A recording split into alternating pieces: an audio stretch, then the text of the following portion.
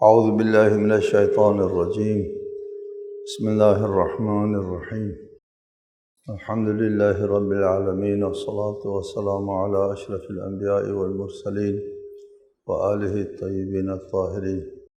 اعوذ باللہ من الشیطان الرجیم وما خلقنا السماوات والارض وما بینہما الا بالحق وَإِنَّ السَّاعَةَ لَآتِيَةٌ فَاصْفَحِ الصَّفْحَ الْجَمِيلَ۔ سورۃ الحجر آیت 85۔ اور ہم نے آسمانوں اور زمین اور ان کے درمیان موجودات کو برحق پیدا کیا ہے، اور قیامت یقیناً آنے والی ہے، لہذا اے رسول آپ ان سے باوقار انداز میں درگزر کریں۔ فاصفح الصفح الجمیل۔ متعدد آیات میں اللہ تعالیٰ نے کتاب میں اس بات پر زیادہ زور دیتا ہے کہ ہم نے آسمانوں کو اور زمین کو برحق پیدا کیا ہے۔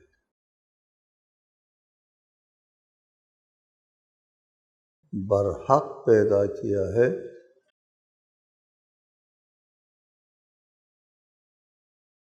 اس کا مطلب یہ ہوتا ہے کہ آسمانوں اور زمین کو عبث پیدا نہیں کیا۔ اگر برحق نہیں ہے تو عبث ہے۔ آسمانوں کو اور زمینوں کو بنانے اور اس کائنات کو بنانے کا کوئی مقصد نہیں، بلا مقصد ہے، ایک کھیل ہے، اور اس نے نابود ہونا ہے کسی وقت۔ برحق کا یہ مطلب ہوتا ہے کہ آسمان اور زمین کو ہم نے برحق پیدا کیا ہے، اور اگر برحق نہیں ہے تو کھیل اور عبث ہو جائے گا۔ ایسا کہ ہم آپ کو ہمیشہ بتاتے ہیں کہ کائنات کے بارے میں دو موقف ہے، دو جہاں بینی ہے۔ ایک موقف کے مطابق کائنات جو ہے وہ از خود وجود میں آ گئی ہے، اب عبث ہے، یعنی از خود وجود میں آ گئی، اس کا کوئی مقصد نہیں ہے۔ اور یہاں پر جو لوگ زندگی کر رہے ہیں، ان لوگوں کی زندگی کا بھی کوئی مقصد نہیں ہے، اور جب ان سے پوچھا جاتا ہے یار کوئی اگر مقصد نہیں ہے تو یہ انسانوں کو مبتلا کیا جاتا ہے، بیمار ہوتے ہیں، مشکلات میں مبتلا ہوتے ہیں، کیا اس کے پیچھے کیا فلسفہ ہے؟ کوئی فلسفہ نہیں، یہ نیچر کے ہاتھوں کا ایک کھلونا ہے۔ یہ انسان عبث نیچر کے ہاتھوں کا کھلونا ہے، وہ اس کے ساتھ جو ہے وہ کھیلتا ہے، دکھ دیتا ہے، درد دیتا ہے، مصیبت میں مبتلا کرتا ہے، اور پھر ایک بے معنی اور بے غرض سے ایسا ایک کیڑا ہے، درد مصیبت سہ کر ختم ہو جاتا ہے۔ یہ عبث۔ اللہ تعالیٰ اس فکر کی رد کرتا ہے کہ ہم نے آسمانوں اور زمین کو اس طرح عبث خلق نہیں کیا۔ یہاں جو وما بینہما کے اوپر پھر ہم آئیں گے، اس کو عبث خلق نہیں کیا۔ اس وما بینہما، آسمانوں اور زمین کو اور جو کچھ ان دونوں کے درمیان میں ہے، ان سب کو ہم نے خلق کیا ہے بالحق، مبنی برحق ہے، عبث خلق نہیں کیا، بے مقصد خلق نہیں کیا۔ وما بینہما کو بھی پھر آپ نے کس لیے خلق کیا؟ آگے فرمایا ہے وَإِنَّ السَّاعَةَ لَآتِيَةٌ، جی قیامت آنے والی ہے، اور وہاں اس کائنات کی غرض تخلیق جو ہے وہ سامنے آ جائے گی۔ حساب کتاب ہے، ایک دستور ہے، ایک قانون ہے، نتیجہ ہے، عبث نہیں ہے، نیچر کے ہاتھوں میں کھلونا نہیں ہے۔ یہاں جو کچھ ہوتا ہے اس کا حساب کتاب دینا ہوتا ہے، اور اگر قیامت نہ ہو دوسری زندگی نہ ہو تو یہ کائنات جو ہے وہ عبث ہوتی، اس لیے فوراً فرمایا وَإِنَّ السَّاعَةَ لَآتِيَةٌ، قیامت آنے والی ہے، اور اسے کائنات کی تخلیق کے جو غرض و حکمت و غایت ہے وہ اس کا حساب کتاب وہاں دینا ہے۔ یہاں ایک قدیم مباحث ہیں، قدیم مباحث کو ہم زیادہ نہیں چھیڑتے، لیکن آپ کے معلومات کے لیے اس کو ہم ذکر کر دیتے ہیں۔ یہاں اللہ تعالیٰ نے فرمایا کہ ہم نے آسمانوں اور زمین کو وما بینہما، آسمانوں اور زمین کے درمیان میں جو کچھ ہے اس کو ہم نے بالحق پیدا کیا ہے، وما بینہما کو بھی ہم نے پیدا کیا ہے۔ ٹھیک، تعجب کی بات ہے، وما بینہما میں جو آسمان اور زمین کے اندر جو مخلوقات ہے وہ وما بینہما ہے۔ مثلا ہم نہ آسمان ہے نہ زمین ہے، وما بینہما ہے، انسان، جن و انس، باقی چرن پرن، یہ بہت سے موجودات ہے، سمندری موجودات ہے، آبی حیوانات ہے، اور فضائی حیوانات ہے، اور باقی جو قرات ہے آسمانی جو اجرام ہے ان میں بہت سی زندگی موجود ہیں۔ اللہ تعالیٰ کا ارشاد ہے آسمان میں بھی تمہاری طرح موجودات ہے، اور اس کو تمہارے ساتھ ملانے پر ہم قدرت رکھتے ہیں۔ ایک دن وہ بھی آنے والا ہے کہ آسمانی مخلوقات کے ساتھ ہماری ملاقات ہو جائے گی اور مشترکہ نشستیں ہو جائیں گی، گفتگو کیا کیا کچھ ہونے والا ہے، یہ وما بینہما ہے۔ لیکن ایک کلامی بحث ہے، تعجب کی بات یہ ہے، وہ کلامی بحث والوں نے کہا ہے کہ وما بینہما کا بھی اللہ تعالیٰ خالق ہے۔ اس کا مطلب یہ ہے کہ ہمارے اعمال، ہم جو کام کرتے ہیں، ہم گناہ کرتے ہیں، ثواب کرتے ہیں، قتل کرتے ہیں، چوری کرتے ہیں، جو کچھ ہم کرتے ہیں یہ وما بینہما ہے، اس کا بھی خالق اللہ ہے۔ کوئی اگر چوری کرتا ہے، قتل کرتا ہے، اس چوری کا اور اس قتل کا خالق بھی اللہ ہے، اس لیے کہ یہاں اللہ نے فرمایا وما بینہما جو ہے میں نے خلق کیا ہے۔ جو کچھ زمین و آسمان کے درمیان میں ہے اور درمیان میں جو کچھ ہوتا ہے اس سب کا خالق اللہ ہے۔ یہ ہے نظریہ جابر، ایک کلامی مذہب ہے متاسفانہ، اور جبر کا نظریہ رکھتے ہیں۔ ہم بحث میں نہیں پڑھتے ہیں کہ باطل ہے، صحیح ہے، غلط ہے وغیرہ، اس کو صرف پیش کرتے ہیں۔ نظریہ جبر ایک ہے، اس نظریہ جبر کے تحت ہم جو کچھ کرتے ہیں اس کا خالق اللہ تعالیٰ ہے۔ ہم کو کیوں سزا ملتی ہے؟ اس لیے سزا ملتی ہے کہ مباشرتاً یہ عمل سرزد ہوتا ہے ہم سے، ایسے نہ سمجھنے آنے والی توجہ۔ اس کے مقابلے میں ایک اور نظریہ ہے، اس نظریے نے کہہ دیا کہ نہیں، اس سے تو اللہ تعالیٰ جو ہے وہ ظالم ہونا ثابت ہوتا ہے۔ اللہ نے ظلم کو خود پیدا کیا، قاتل کو خود کر دیا، چوری خود کرایا، اور پھر اس کے بعد سزا بھی خود دیتا ہے۔ یہ عدل الہی کے خلاف ہے، ظالم ہوتا ہے، لہٰذا یہ صحیح نہیں ہے۔ اللہ تعالیٰ نے یہ تمام امور ہمارے سپرد کر دیا، تفویض کے قائل ہے، ہمارے سپرد کر دیا ہے، ہم خود مختار ہیں، اللہ سے کوئی ربط نہیں، ہم خود کرتے ہیں، چوری کرتے ہیں، نماز پڑھتے ہیں، ہم خود کرتے ہیں۔ اللہ نے ہم کو قدرت دی ہے اور قدرت ہمارے سپرد کر دیا ہے، ہمارے حوالے کر دیا ہے، یہ قدرت ہمارا مال ہو گئی ہے، اس لیے اس کے ہم ذمہ دار ہیں۔ سپرد، تفویض، اللہ نے ہمارے ہاتھ میں سپرد کر دیا ہے، اللہ سے کوئی رابطہ نہیں ہے، یہ ہمارا عمل ہے، کوئی تعلق نہیں۔ یہ جبر اور تفویض کے نام سے دو نظریے وجود میں آ گئے، یہ ہمارے ائمہ علیہ السلام کے زمانے میں یہ دو نظریے وجود میں آ گئے۔ ہمارے ائمہ کے سامنے یہ دو نظریے سامنے پیش کیے تو ہمارا ائمہ نے فرمایا لا جبر ولا تفویض بل امر بین امرین، نہ جبر صحیح ہے نہ تفویض صحیح ہے، دونوں غلط ہے۔ یہ کیا ہے؟ ایک درمیانی مسئلہ ہے، طاقت اللہ کی طرف سے ہے، اس کا استعمال اور انتخاب بندے کی طرف سے۔ ٹھیک ہے، کسی کا ہاتھ شل ہو جاتا ہے، بینائی چلی جاتی ہے، ڈاکٹر کے پاس جاتا ہے، وہ اس کو علاج کر کے اس کی بینائی بحال کرتا ہے، یا اس کو فالج گرا اور وہ اس کا ہاتھ اب کام کرنا شروع کرتا ہے ڈاکٹر۔ ٹھیک ہے، ہاتھ میں ٹھیک ٹھاک حرکت آ گئی، اب اس ہاتھ سے ایک غرق ہونے والے مومن کو بچاتا ہے یا ایک یتیم کے منہ پہ تماچا مارتا ہے، اسے ڈاکٹر کے ساتھ یہ تعلق نہیں ہے۔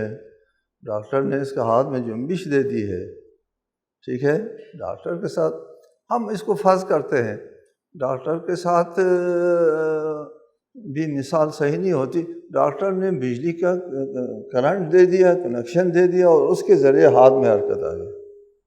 ٹھیک ہے، بجلی کی جب تک کرنٹ ہے اس کا ہاتھ حرکت کرتا ہے، کرنٹ نکالا حرکت نہیں کرتا۔ اور بجلی کی جو کرنٹ ہے جس سے وجہ سے ہاتھ میں طاقت آ گئی ہے، یہ غیر مشروط ہے، بجلی غیر جانبدار ہے۔ ٹھیک ہے، اب آپ کے ہاتھ میں جو حرکت آئی ہے کہ آپ ایک یتیم کے منہ پہ تماچا مارتے ہیں یا کسی غرق ہونے مومن کو بچاتے ہیں، ٹھیک ہے، یہ طاقت وہ بجلی کی طرف سے مل رہی ہے، آپ کو بجلی کی کرنٹ کی طرف سے مل رہی ہے، یہ غیر مشروط۔ اس نے طاقت دے دیا، انا ہدیناہ السبیل اما شاکرا و اما کفورا، یہ اختیار اور انتخاب ہمارے ہاتھ میں ہے، طاقت اللہ کی طرف سے ہے اور اس طاقت کے استعمال میں انتخاب ہمارے پاس ہے، ہماری طرف سے۔ انتخاب کا لفظ یاد رکھ، یہ طاقت ادھر بھی استعمال ہو سکتی ہے، ادھر بھی استعمال ہو سکتی ہے، میں نے ادھر استعمال کرنے کو انتخاب کیا یا اس طرف اچھے کام میں استعمال کرنے کو انتخاب کر دیا، انتخاب ہمارے پاس ہے، یہ انتخاب ہم نے کیا ہے اللہ کی دی ہوئی طاقت سے۔ بہرحال ہمارا ائمہ علیہ السلام نے فرمایا ہے کہ جو لوگ جبر کے قائل ہیں ان کو زکوٰۃ نہ دو۔ دوسری حدیث میں ہے جو لوگ جبر کے قائل ہیں ان کی گواہی قبول نہ کرو۔ جبر کی نسبت دینا اللہ تعالیٰ کی شان میں گستاخی ہے، عظیم گستاخی ہے کہ اللہ تعالیٰ طاقت استعمال کرتا ہے بندوں کے صادر ہونے والے اعمال کے اوپر، جبکہ اللہ تعالیٰ ارشاد فرماتا ہے اگر اللہ چاہتا تو سب ہدایت یافتہ ہو جاتے، یعنی اللہ اگر طاقت استعمال نہیں کرتا ہدایت کے لیے، یہ انتخاب بندوں کے اوپر۔ بہرحال یہ چیز آپ کے علم میں ہونا چاہیے کہ یہاں وما بینہما سے نظریہ جبر پر استدلال کیا جاتا ہے، یہ آپ کے علم میں آنا چاہیے قرآن فہمی کے سلسلے میں۔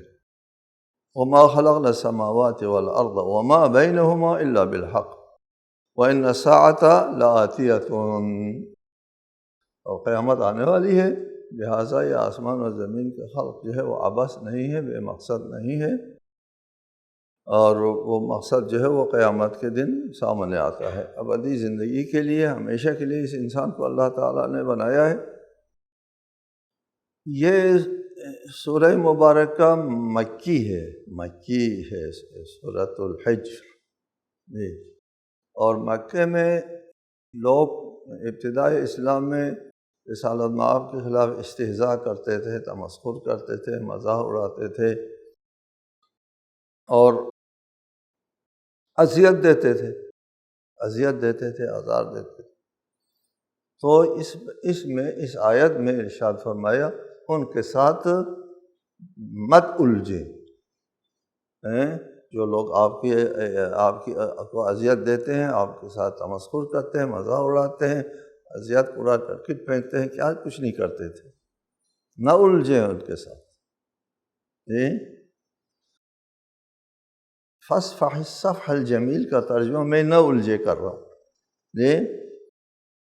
یعنی ان سے درگزر کرو، ان کو رہنے دو، چھوڑ دو نہیں ہے، ان کو تبلیغ کرنا ہے، ان کو راہ راست کی طرف ہدایت دینا ہے، یہ ان کو اپنے حال پر چھوڑنا نہیں ہے، مقاطعہ نہیں کرنا۔ فصفح الصفح الجمیل کا مطلب مقاطعہ نہیں کرنا ہے، ہدایت دینا ہے، ان کی رہنمائی کرنا ہے، پھر بھی قرآن پڑھ پڑھ کے سنانا ہے۔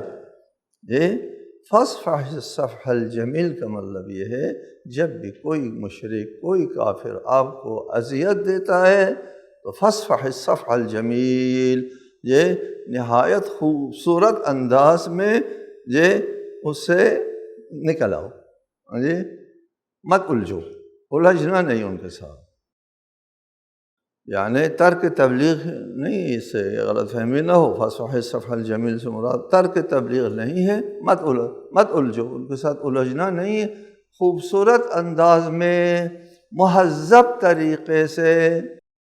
وَإِذَا خَاطَبَهُمُ الْجَاهِلُونَ قَالُوا سَلَامًا، ان کی طرح ہے، اگر جاہل لوگ آپ سے مخاطبت کرتے ہیں تو سلام کر کے گزر جاتے ہیں، ٹھیک ہے، یہ صفح جمیل اس طرح ہے۔ فَاصْفَحِ الصَّفْحَ الْجَمِيلَ إِنَّ رَبَّكَ هُوَ الْخَلَّاقُ الْعَلِيمُ۔ فکر نہ کرو، یہ لوگ آپ کا مذاق اڑاتے ہیں، آپ کو اذیت دیتے ہیں، یہ آپ کے خلاف یہ لوگ جمع ہو گئے ہیں، یہ کچھ نہیں کر پاتے۔ جس رب کو آپ تسلیم کرتے ہیں، جس رب کے اوپر آپ کا ایمان ہے، وہ خلاق بھی ہے اور علیم بھی ہے، خلقت اس کے ہاتھ میں ہے اور علم بھی اس کے ہاتھ میں ہے۔ اللہ تعالیٰ جس چیز کو چاہتا ہے وہ پیدا کرتا ہے، اور اللہ تعالیٰ کا علم جو ہے وہ ہر چیز کے اوپر احاطہ کیا ہوا ہوتا ہے۔ آپ کا رب جو ہے اس کے پاس وہ قدرت علم بھی ہے، قدرت خلق بھی ہے، موجود ہے۔ آپ کا رب وہ قادر ہے، مطلق ہے، لہٰذا ان کے ساتھ درگزر کرو، ان کے ساتھ الجھنا نہیں ہے۔ آگے ایک آیت ہے وَلَقَدْ آتَيْنَاكَ سَبْعًا مِّنَ الْمَثَانِي وَالْقُرْآنَ الْعَظِيمَ، ہم نے آپ کو 7 مثانی عنایت کیا ہے اور قرآن عظیم عنایت کیا ہے۔ یہ وَلَقَدْ آتَيْنَاكَ سَبْعًا مِّنَ الْمَثَانِي وَالْقُرْآنَ الْعَظِيمَ، قرآن عظیم دیا ہے اور 7 مثانی دیا ہے، 2 چیزیں آپ نے آپ کو عنایت کی ہے۔ تعجب کا مقام ہے کہ یہاں پر قرآن کے مقابلے میں یہ اور قرآن کا ہم پلہ، قرآن کا ہم رتبہ ایک چیز اللہ تعالیٰ نے رسالت میں آپ کو دی ہے، اس کو 7 مثانی کہتے ہیں۔ تقریباً سب کا اس بات پر اتفاق ہے، بہت سے روایات ہے، 7 مثانی سے مراد سورۃ الحمد ہے۔ سورہ حمد کو 7 مثانی، سورہ حمد جو ہے وہ اللہ تعالیٰ کی طرف سے ایک عظیم چیز ہے، قرآن عظیم، قرآن کو عظیم بھی کہا ہے یہاں۔ 7 مثانی دیا ہے اور قرآن دیا ہے نہیں کہا، قرآن عظیم عنایت فرمایا ہے، اور اس قرآن عظیم کے ساتھ آپ کو 7 مثانی عنایت فرمایا۔ 7 مثانی سورۃ الحمد، اس کو 7 کیوں کہا؟ اس لیے کہ سورۃ الحمد 7 آیتوں پر مشتمل ہے۔ سورہ حمد میں 7 آیتیں ہیں، ان 7 آیتوں میں بسم اللہ کو شامل کرو تو 7 آیتیں بنتی ہیں، بسم اللہ کو نہ شامل کرو تو 6 آیتیں بنتی ہیں۔ کچھ لوگوں نے کوشش کی ہے بسم اللہ کے بغیر 7 آیتیں بنائیں، غیر المغضوب علیہم پر ایک آیت کرتے ہیں، پھر آگے ایک آیت کرنے کی کوشش کرتے ہیں۔ آپ قرآن اٹھا کر دیکھیں، وہاں پر تھوڑی سی کوشش نظر آتی ہے۔ ہاں جی کہ یہ بسم اللہ کے بغیر 7 آیتیں پوری ہو جائیں، نہیں ہے۔ بسم اللہ کے ساتھ یہ 7 آیتیں۔ اس لیے ایک موقف یہ ہے کہ بسم اللہ اصلاً قرآن کا حصہ نہیں ہے۔ جی وہ لوگ جو ہے وہ سب مثانی کے لیے بغیر بسم اللہ کے 7 آیتیں جو ہے کرنے کی کوشش کرتے ہیں۔ اور ایک موقف یہ ہے کہ صرف سورہ حمد کا حصہ ہے بسم اللہ الرحمن الرحیم، باقی سورہائی قرآن کا حصہ نہیں ہے۔ جی یعنی بسم اللہ الرحمن الرحیم صرف ایک جگہ قرآن ہے، باقی جگہوں پر قرآن نہیں ہے۔ آپ کا کیا موقف ہے؟ آپ کا موقف یہ ہے کہ بسم اللہ الرحمن الرحیم جس طرح سورۃ الفاتحہ کا حصہ ہے، اسی طرح تمام سورہائے قرآن کا بھی حصہ ہے۔ قرآن مجید میں غیر قرآن کوئی عبارت موجود نہیں ہے۔ جو لوگ کہتے ہیں کہ بسم اللہ الرحمن الرحیم قرآن کا حصہ نہیں ہے، وہ لوگ کہتے ہیں کہ 114 آیات ہیں، 113 بسم اللہ قرآن میں غیر قرآن درج ہے، 113 مرتبہ بسم اللہ الرحمن الرحیم جو قرآن نہیں ہے قرآن میں شامل کر رکھا ہے، یہ لازم آتا ہے۔ ہمارا موقف یہ ہے کہ قرآن میں کوئی غیر قرآن نہیں ہے۔ بسم اللہ الرحمن الرحیم تمام سورہائے قرآن کا حصہ ہے، جس طرح سورۃ الحمد کا حصہ ہے۔ اب ہم آتے ہیں کہ قرآن مجید کے مقابلے میں ہے سورۃ الحمد، کتنی فضیلت ہے، کتنا مقام ہے سورہ حمد کے لیے یہ کہنا کہ یہ قرآن کے مقابلے میں ہے۔ سمجھنے کا نقطہ یہ ہے وَلَقَدْ آتَيْنَاكَ سَبْعًا، ہم نے آپ کو عنایت کی ہے 7 من المثانی، مثانی سے۔ اگر من بیانیہ ہے تو یہ بنتا ہے کہ ہم نے آپ کو 7 آیتوں پر مشتمل ایک سورت دیا ہے کہ یعنی مثانی دہرائے جانے والی۔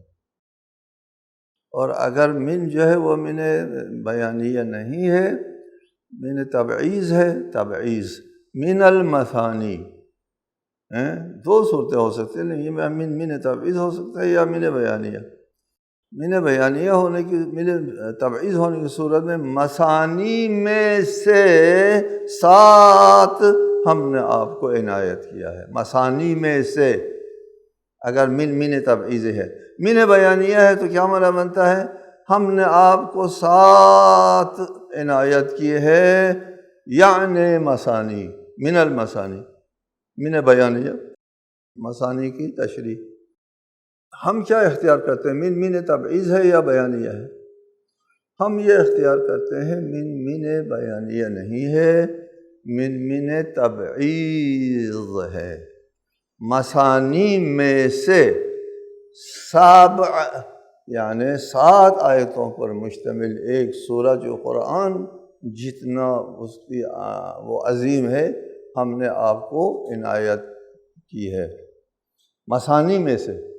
مثانی کیا ہے؟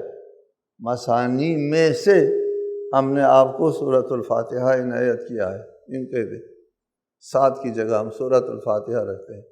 مثانی میں سے ہم نے سورہ فاتحہ آپ کو عنایت کی۔